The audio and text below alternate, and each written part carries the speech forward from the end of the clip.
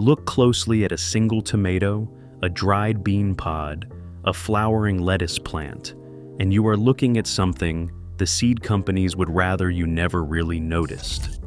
Free seeds. Hundreds of them. Every healthy plant in your garden quietly produces, all on its own, more than enough seed to grow next year's garden, and the year after that, and the year after that, forever. And yet every single spring, like clockwork, most of us drive to the store and buy brand new packets, paying again for something the plant already gave us for free. Our grandparents would have shaken their heads at that. They never bought seed year after year. They saved their own. In the next few minutes, I'm going to show you exactly how to do it, and the one crucial warning you must understand before you begin. Let me start with why this matters so much, because it is bigger than saving a few dollars on packets. A family that saves its own seed has stepped off the treadmill entirely. They do not depend on a company, or a store, or a supply chain to grow their food next year, because the seed is already in a jar in the cupboard. For all of human history, this was simply how it worked. Each season, people kept back the seed from their best plants, and they grew it again. And slowly, over generations, those seeds became perfectly suited to that family's own soil and weather.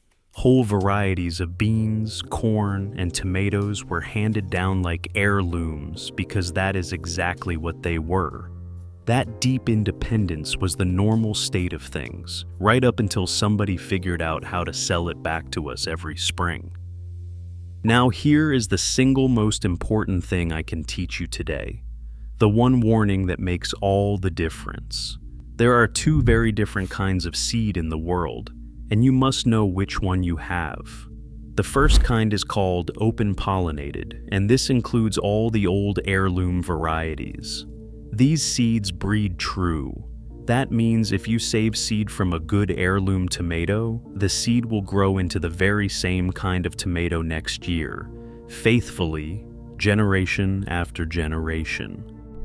The second kind is called hybrid, often marked with the letters F1 on the packet. Hybrid seeds are a cross between two parents, and while the plant itself may be fine, the seed it produces will not grow true. Save seed from a hybrid, and next year you may get something weak, strange, or nothing like the parent at all. This is not an accident. A seed that will not reproduce itself is a seed you have to buy again. So, the golden rule is simple. Save your seed from open-pollinated and heirloom plants, and you can grow them free forever. So, let me show you how easy this actually is, starting with the simplest crops of all, the ones any beginner can save with complete success. The very easiest are beans and peas. These plants quietly pollinate themselves, so they almost always breed true, and saving them could not be simpler. You just leave some of the pods right on the plant at the end of the season and let them dry until they rattle and turn papery and brown. Then you crack them open, tip the hard dry seeds into a jar, and that is it. You have next year's entire crop of beans for nothing. If you grow only one thing from seed you saved yourself, let it be beans, because they will give you a perfect, confident first success. Next, the tomato, which has one small trick worth learning because it rewards you so well. Tomato seeds come wrapped in a slippery gel, and the old method to clean them is a gentle fermentation that also kills off disease. You simply scoop the seeds and their pulp into a jar with a little water and let it sit on the counter for a few days until a slight film forms on top. That harmless process breaks down the gel. Then you rinse the seeds clean under water, the good heavy seeds sinking to the bottom, and you spread them out to dry completely on a plate or a piece of paper. Once they are bone dry, you store them away. From one good heirloom tomato, you can save enough seed for your whole garden and half the neighborhood besides. Peppers are even easier than tomatoes. You simply let a pepper ripen fully on the plant, often to a deep red, then open it up, scrape the seeds out from the core, and lay them out to dry. No fermenting, no fuss. A single ripe heirloom pepper hands you dozens of seeds for next season. Leafy greens like lettuce give you a beautiful lesson in patience. Instead of harvesting the whole head, you let one or two of your best plants keep growing until they bolt, sending up a tall stalk that flowers and then forms small, fluffy seed heads.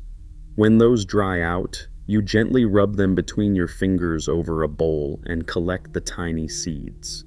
The plant you might have pulled as past its prime was actually busy making you hundreds of seeds for free.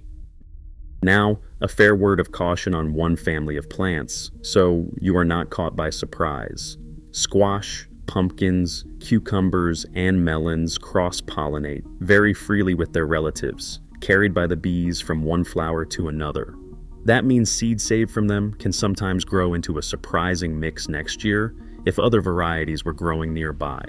They are wonderful to save once you learn a little about keeping varieties apart. But for your very first season, start with the sure things, the beans, the tomatoes, the peppers, and the lettuce, and add the trickier ones as your confidence grows. Once you have your seeds, storing them well is the final piece, and it is simple. Seeds want to be kept dry, cool, and dark. Make absolutely sure they are completely dry first, because a little hidden moisture is the one thing that ruins a stored seed. Then tuck them into paper envelopes or small glass jars. And here is the step people forget. Label every single one with the variety and the year. Set them somewhere cool and dark, and well-stored seed will stay alive and ready to grow for several years. A simple box of labeled envelopes in a cupboard is, in truth, a quiet form of wealth, an entire future garden waiting on a shelf. And here is the part I find most beautiful of all. When you save seed from your own best plants, season after season, something remarkable happens over the years.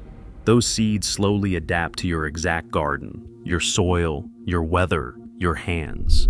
They become hardier and better suited to your land than anything you could ever buy.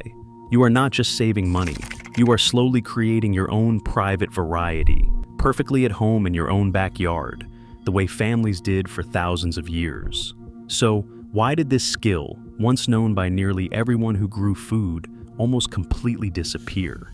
You already know the answer in your heart, because it is the same answer behind so much of the wisdom we have lost. There is no profit in a family that never needs to buy seed again. The entire modern system depends on you coming back every spring, packet in hand, paying once more for what your own garden produced for free. Seed saving quietly ends that arrangement. It costs nothing. It deepens with every passing year, and it hands you a kind of food security that no store can sell and no shortage can take away. The wonderful thing is that you can begin this very season with almost no effort at all. Let a few bean pods dry on the vine. Save the seed from one good heirloom tomato. Just start with one plant, one jar, one label. That single small act is the beginning of a garden that renews itself forever, free from your own hands. If this is the kind of self-reliance you have been looking for, a garden that reseeds itself year after year with no bill and no dependence on anyone, then subscribe and stay right here with me. Because in this garden, we do not plant for a season, we plant for a lifetime. Now go and save the seed from just one plant this year. You are holding next year's harvest in the palm of your hand.